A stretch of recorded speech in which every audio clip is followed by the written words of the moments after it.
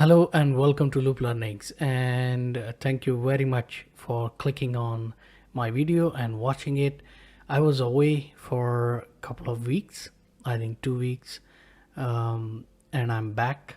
And thank you very much for all the messages on Facebook and all the nice and kind words in the comment box. So I appreciate that. Thank you for the patience, and I am assuring you that I will try my level best to be more frequent in uploading more videos about Microsoft Access and other topics. Right, so this is video number 15, and I have already uploaded 14 videos of this series, and this series is called How to Create a POS System in Microsoft Access. And so far we have done a lot of work. We have created tables, we have created relationships, we have created forms that we need, and we have done VBA coding for different forms till now. Today we are going to do the coding behind this form. So this is basically a form that user will use to record or create or modify the product in a grocery store.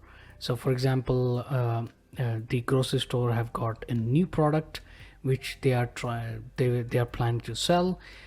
So the users will have option to create a new product using this form. If there is an existing product and they would like to do modifications such as the price change or a tax rate change or the picture change, whatever kind of modification they would like to do, they can do it. So that's the purpose of this particular form, and we are going to do VB coding in basically these two buttons, so save and inactive. That is it, but we are going to put some logics behind it. So the logics, as usual, we are going to look at we don't want any of this field to be empty before a user proceed to save the information. Remember, this is very important to build these logics. So that's why I always emphasize on building these logics before I proceed to the next step. Right, so let's go ahead and do that. I think I'm missing some words here, so let me correct that first. So let's go to the design view and let's see where do I okay, save product. Yeah, that's fine now. Okay, and let's move on and let's do a little bit of coding. But before I do that, what I would like to do is basically I would like to copy a 2 or 3 lines of code. And if you have been watching my video, you know that what code I like to copy, and that is the error handling code. I strongly believe that the error handling should be embedded in your product. Okay, so save button. Let's go ahead and do VB coding behind that. So I'll select the save button and I'll go to the property sheet of the button and I'll go to the event tab and I'll click on ellipsis ... and I'll get a pop-up message saying, hey, choose one of 3 options. So we'll choose code builder. So here we are. This is basically a VBA code editor. So in here we'll start our coding by writing, or basically I will just copy and paste, but in your case, if you're practicing, you will write it, you will not copy and paste like I did. So but the first line I'll have to write, so on error resume next. All right, so I'll paste whatever I copied from the previous form. So this code block is extremely important. So this code block allows a users to see if there is any kind of error, whether any operational error or structure error, what kind of error, whatever kind of error, basically mostly operational error. Structure error, I don't think this error code will give an error about structural error. That's my understanding. Okay, so within this code block we will have to write whatever code we are going to write. So first logic. So as I explained earlier, we don't want user to save the product information without inputting some sort of information in these fields. So what are those fields? We want, if the first of all, we, if the product is already created, right? If the status is already created, or existing product, or whatever the status is, if there is already status, that means the product was created already. So in that case, the changes, whatever changes, modifications will be done by users should be marked as update, right? There is one function is called update. So create, update, delete, modify, change, whatever.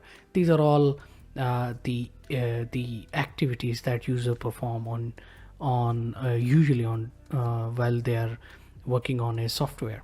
So if there is already existing product, right, and user click on save button, what should happen? Well, in that case, whatever changes were made in this form should be updated. That those changes should be updated in the database, so basically in the table. But there's one condition where we don't want any change to happen, and that condition is if the product is marked inactive. So if the product is inactive, we don't want any kind of change to occur in the database, right? So in that condition, well, that's the logic we have to build. So we'll start with the logic. If the status is inactive, then nothing should be done, right? That's the first logic.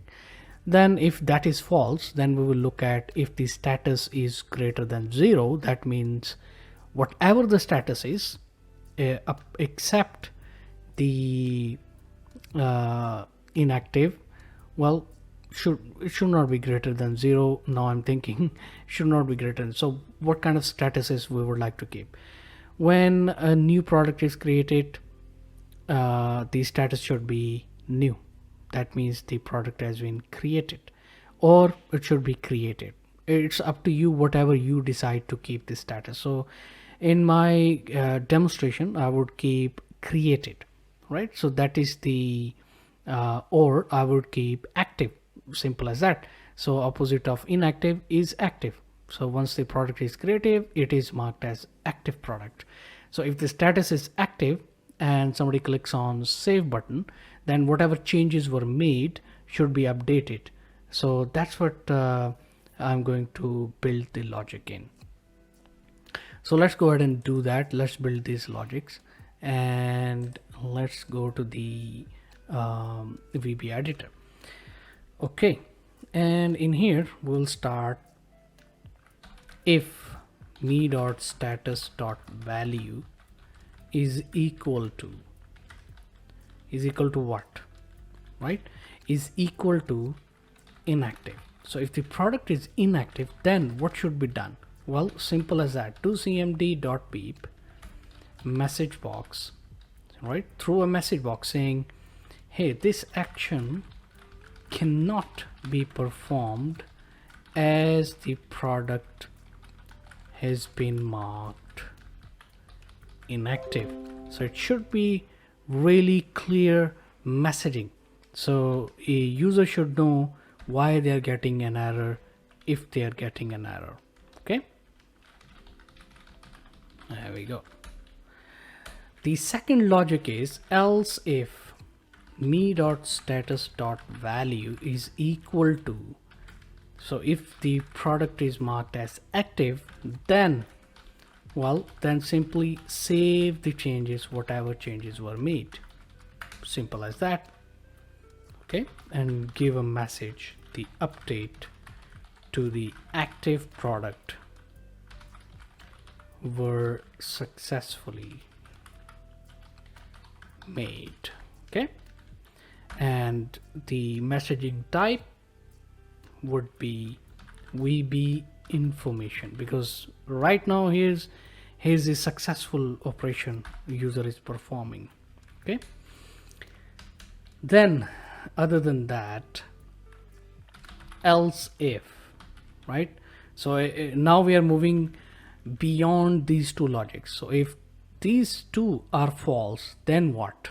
Well, then we will look for, then that means the software will understand that somebody is creating a new product perhaps, so it will understand automatically because both of these logics will be false, and that's how the software will recognize and determine that the new product is being created. So in that case, the first logic we want to build is we want user to choose the category. So category must be chosen before a user move ahead. Okay, so else if is null, right? This is what we're looking for. Me dot category dot value is equal to true, then to cmd dot beep, right? To cmd dot beep, it throw a message box saying, hey, please choose the category from the drop down menu or drop down list, whatever you would like to call it. And this time we would like to throw a critical message, and the heading of that message would be information. And to improve the user experience, we will bring the cursor automatically in this category drop down list. Me dot category dot set focus. Well, by the way, we can change the background color when the cursor will move in. We can do a whole lot of things, but I'm not going to showcase here. You're most welcome to play around whatever you wish to do. Right, what is the next logic? Well, of course we want the product name itself, so we don't want the product name field to be empty. So what I'm going to do, just to save my time, I'll just copy and paste, right? It's exactly same code block, but we will change a little bit. If you're practicing, do not use copy paste option. Please write a code by yourself, then you will learn, otherwise you will not. So it's a little disclaimer. Okay, so we want the product name as well. So please provide the product name to proceed further. Okay, simple as that. And we will change category to product and we'll set focus. Okay, these two fields are done. What next? Well, we want UOM. UOM is basically units of measure. So in other words, is it kg, is it in kilograms or pounds or quantity or whatsoever. So but we want user to choose from this list box as well. So let's copy this and let's change it. So me dot, if is null, me dot uom dot value is true. So if this is empty, then throw a message box saying, please choose the unit of measure from the drop down list. Okay, simple as that. What is the next? Well, we want supplier information as well. So who has supplied this particular product? That information we want as well. So I'm going to copy and paste. I hope you are understanding. If you have not, you can rewind it a little bit and then you can watch it again, and then I'm sure your doubts will be cleared. Right, so supplier. Okay, so if the supplier information is missing, then we'll say please provide the supplier name to proceed further. Okay, simple as that. What is the next logic? Well, we want to know what is the purchase price, and then we can set our RSP, retail sales price, accordingly. So it's very, very important. So purchase price So we'll say here, so if it is null, then again through a message saying, hey, provide the purchase price to proceed further. It's very important that you do this. And then RSP also, we want to set the RSP. So RSP stands for retail sales price, for those who are confused about this term. And here we go, RSP. So if RSP field is null or empty, then you will say, please provide the retail sales price to proceed further. It's as simple as so. These logics are very important. So you can only provide the information that is required, only provide the information that is authentic. So it's very important. Well, for some products there is a tax rate as well, so you want to apply the tax as well. So tax rate, if that is empty, then again give a message. If it is 0, then of course the user will type 0 tax, and that's how it will be calculated. So me dot tax rate, okay, please provide the tax rate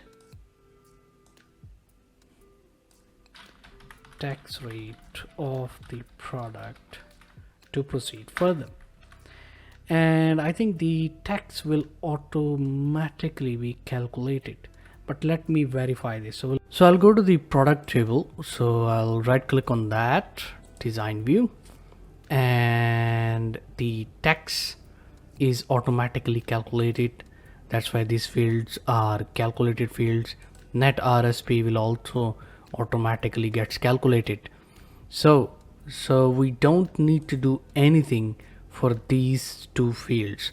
The moment user will put RSP and the tax rate, the tax and the net RSP will be automatically calculated. So why not we do one thing very important, that we block, or we kind of make these two fields uneditable, right? So let's select both.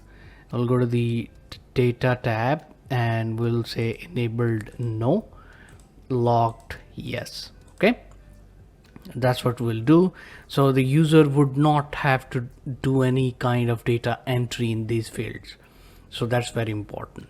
Okay, let's move on to the next field, and that is storage location. Now some stores may have the proper storage location for each particular item. That's great for them, it's option. They can use this option and they can provide a storage location in order to find the particular product quickly when they are picking up or when they are binning the product.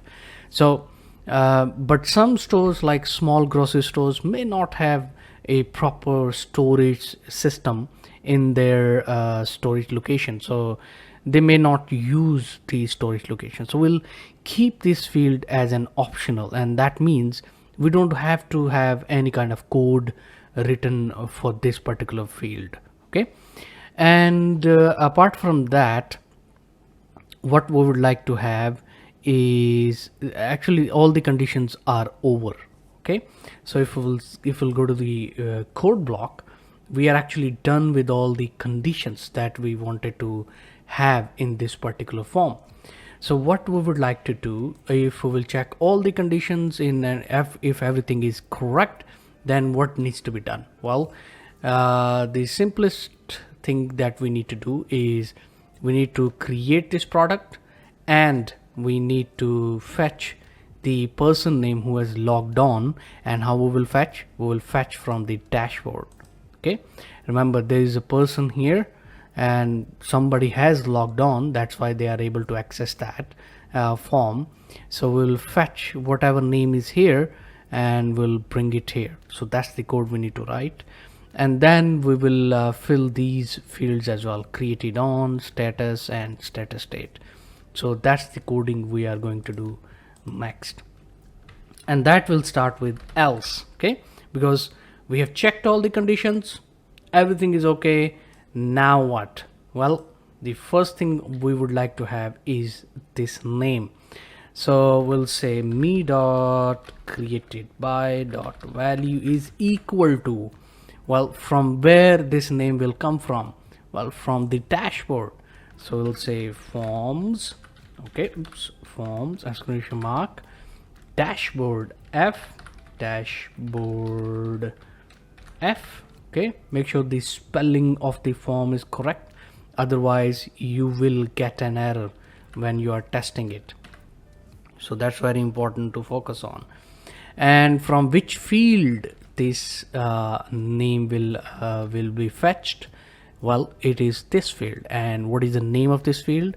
Well, the name of this field is txt username. So to avoid any kind of problems, I'll simply copy the field name, and that is the best practice. Okay, so this is how you will fetch the person name. Whoever has logged on, their name will be captured here, created by so and so. Okay, now created on status and status state. Okay, me dot created on, oops, created on dot value is equal to now. Of course, you want to capture the current date and time when this product was actually created. Me dot status dot value is equal to active. So we want that product to be marked as active when it is created.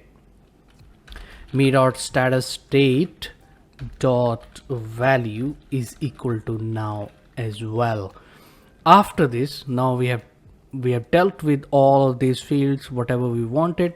After this, we'll simply save the information. So do cmd dot save and give a nice beep to the user and throw a message box, and that will be the product has successfully been created. Okay, whatever messaging you would like to give. Now for demonstration, I would keep it as simple as possible, and if simple as that. So our coding for the save button is completed. Make sure you debug it every time you're done with the coding, and make sure you save it so you don't lose your work, sorry. So products app, now this button's coding is completed. We have put all the logics whatever we wanted, and we have checked everything, and then at last we have fetched the created by information, created on status and status state. So your product will be created. Now there comes a time when that product might be discontinued because of the quality issue, because the sale is not happening for that product, so you're not buying that product anymore, because there is a change in that product. Maybe the manufacturer has done some changes to that product and they have given a different name or different category whatsoever.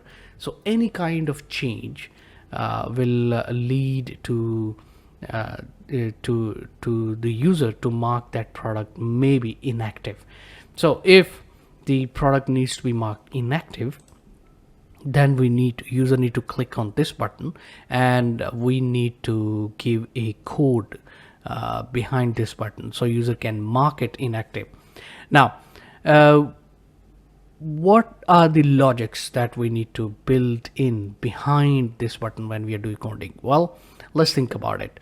The first logic we want to build is, of course, this form should display some sort of data. Then only user should be able to click and something should happen, right?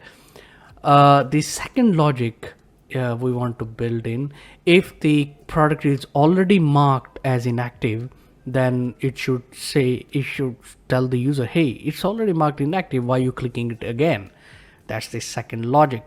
If those two logics are false, then we should be able to proceed further, and the system should ask the user, hey, would you really like to mark this product inactive?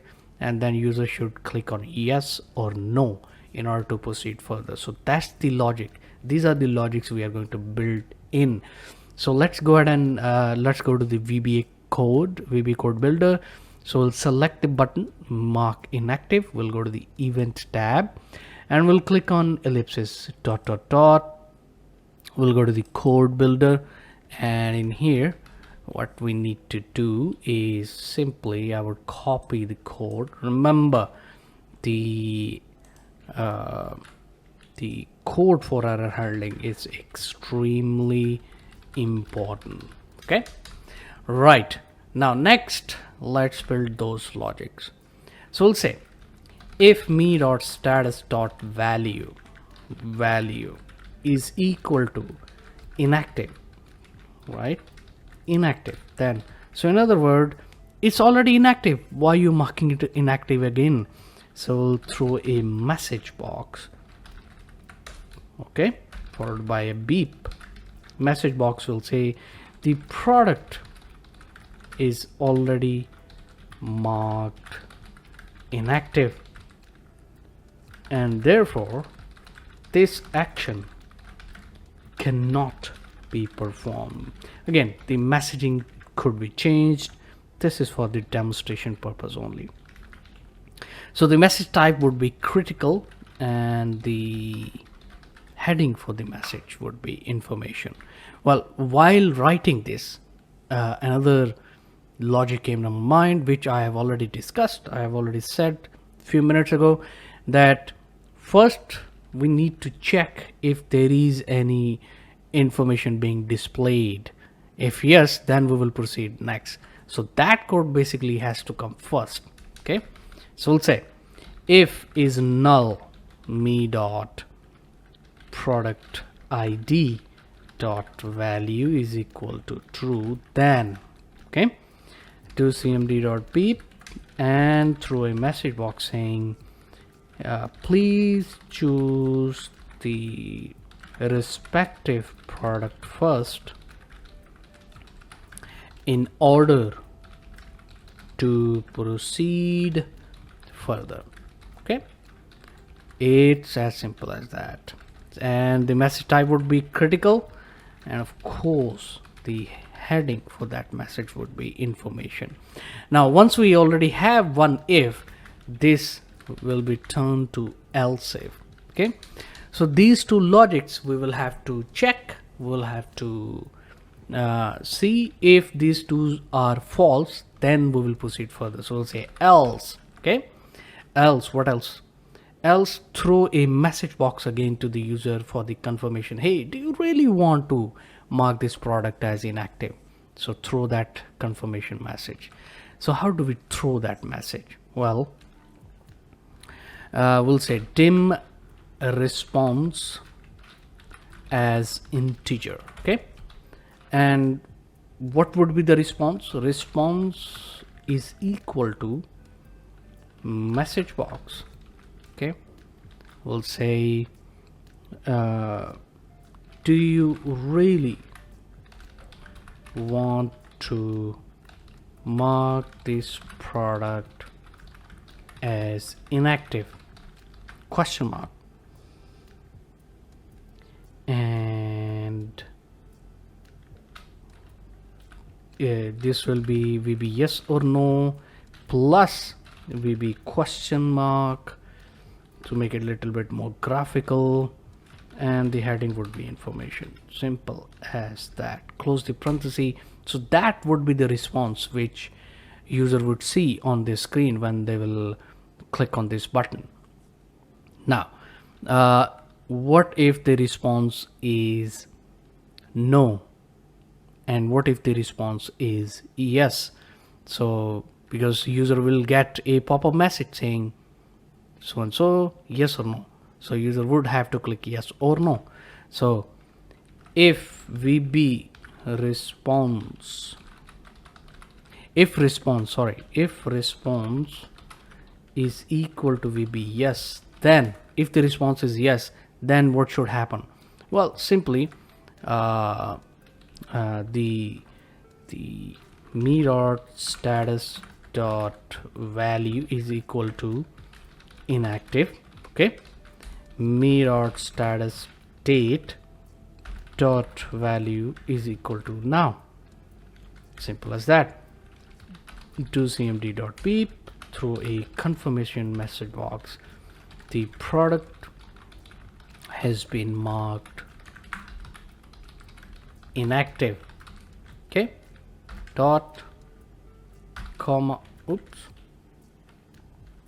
dot comma, and this would be VB information, and what I've done, no, and it would be information heading. Oh, what I'm doing. All right, that is it. But if the response is no, then do nothing. Okay, nothing needs to be done. End if. Okay, I think we are done, so let's debug it. Let's see if we had done any mistake. Nope, everything seems to be well. Right, so this is the VB code for these two buttons. Of course, I'm not in the testing mode now. For sure, we will have some videos on how to do the testing of the system. So for sure, there will be some errors that we'll be fixing during the testing, and that's what I want to demonstrate. And those videos will be coming later. So stay tuned for this series. So save product, and it's working. Please choose the product category from the tutorial list. If you remember, that's the first logic we built. So we want first user to choose the category. So let's test this out, and it says please choose the respective product first in order to proceed further. So the code seems to be working fine, and that was it for today's video. I hope you have learned something, and even if you have not, please do let me know in the comments below. If you haven't subscribed yet, I don't know why, but subscribe it, hit that red little button and the bell icon beside it for the valuable content. And thank you very much for watching, and I will see you in the next one.